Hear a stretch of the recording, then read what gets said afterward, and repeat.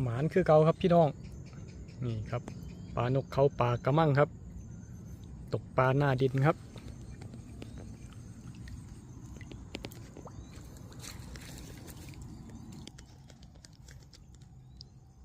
หมานคือเก่าครับ